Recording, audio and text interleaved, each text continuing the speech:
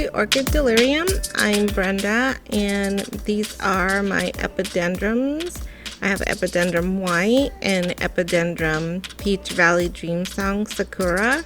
I got these at a society raffle, and this is what they look like earlier today. And I had put them on a table when they were in bloom, so they were super top heavy, and the winds here are just so strong, and I just kept knocking them over, and they just kept getting unpotted, and I just left them as kind of abandoned projects. I just thought, I leave them outside, I'm just out of sight, out of mind, right? But I felt so bad for them, and I saw new growths coming that I said, I need to deal with these and at least, make them look decent and put them in a more stable condition where they're not going to be flying all over the place. And so I unpotted these, and I was surprised to see that they were just two keiki stuck into a piece of styrofoam.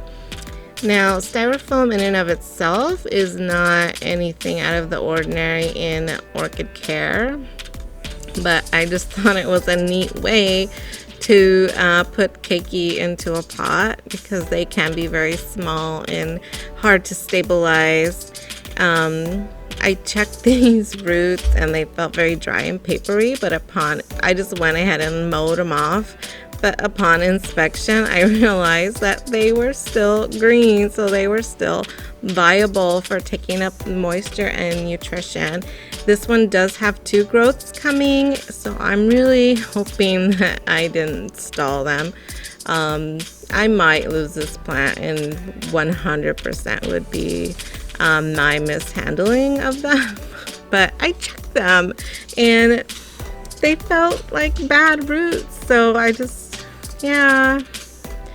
was scissor happy, I guess. And this one also, I was removing the mother plant stem and it was still green, but I just thought, I want to remove any encouragement for decaying material.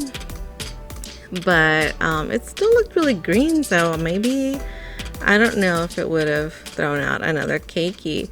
But this one, I believe, was the one that had the flower spike. The other one actually had a seed pod, so at one point it did have a flower spike, and that seed pod dried up and cracked open, and the seeds blew into the wind, and I doubt anything will come of it. But here's the flower spike for that one, and every little node did have a bloom on it.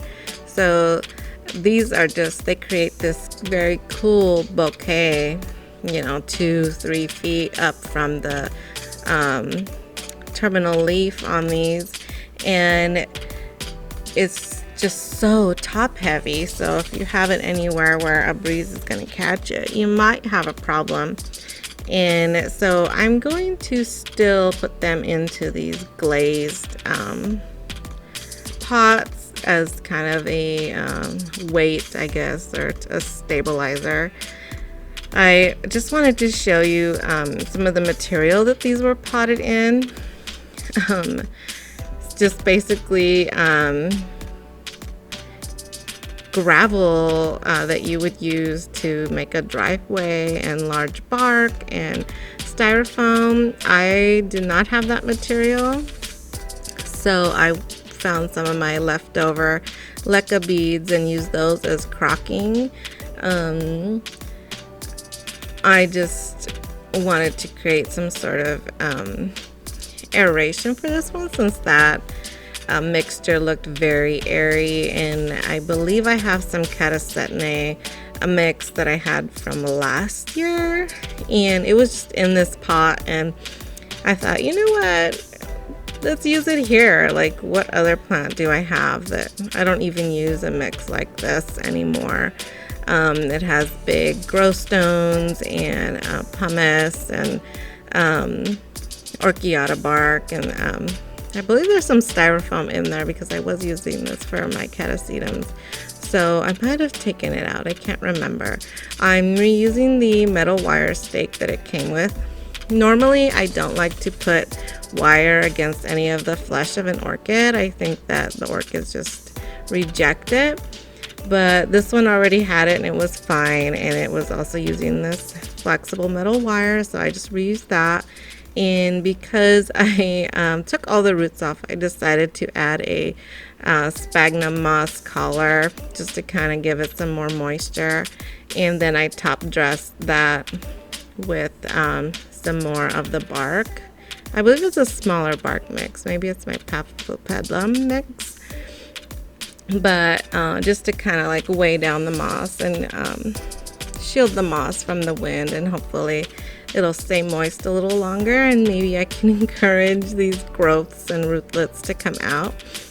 This is the Peach, what was it, the Peach Valley Dream Song,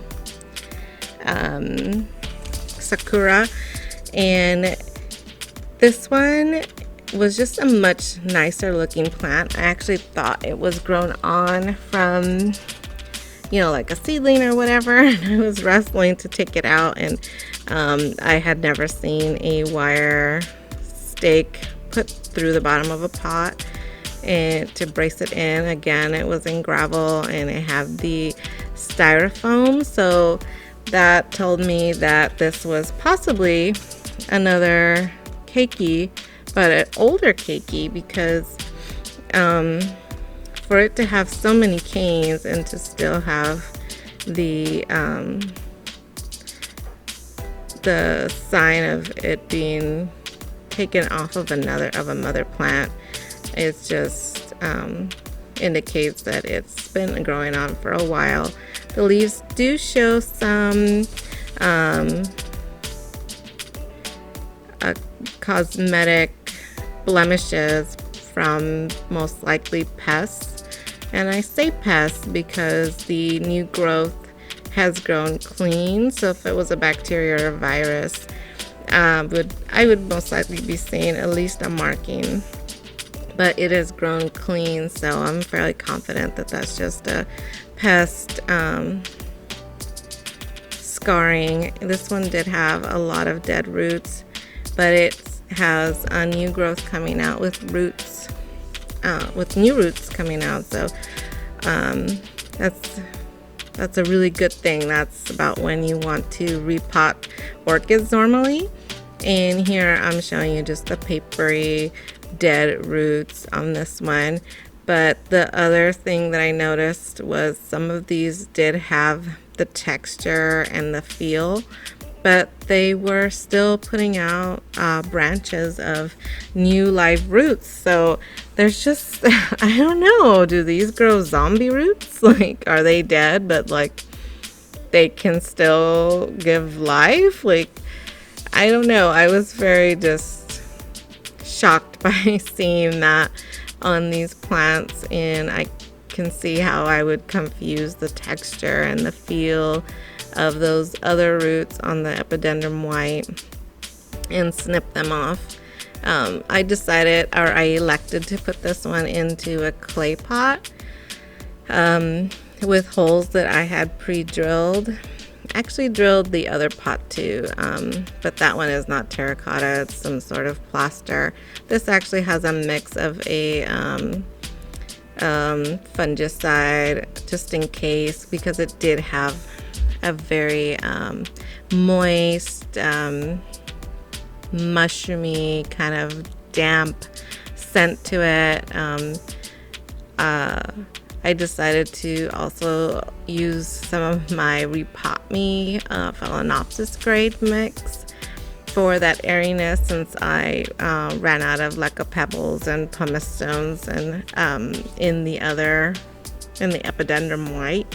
So I'm hoping that this will work, but and don't get too upset. I know this is controversial, but the mix that it was in initially did have some soil, so I'm going to add some Miracle Grow in here, mostly because that's what I had, and also because it has a lot of peat in it. So for me, that would be more moisture retentive, which would be the goal or reason for adding any kind of soil to an orchid.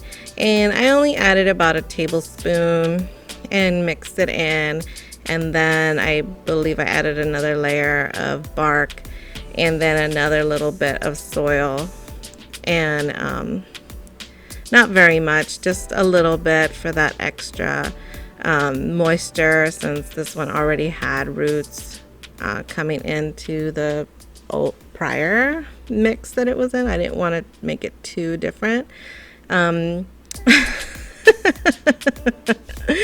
Yes, I did drop my Epidendrum'white. Luckily, my dog's bed is right there, so it had the cushiest fall we could ask for. It was not intentional, but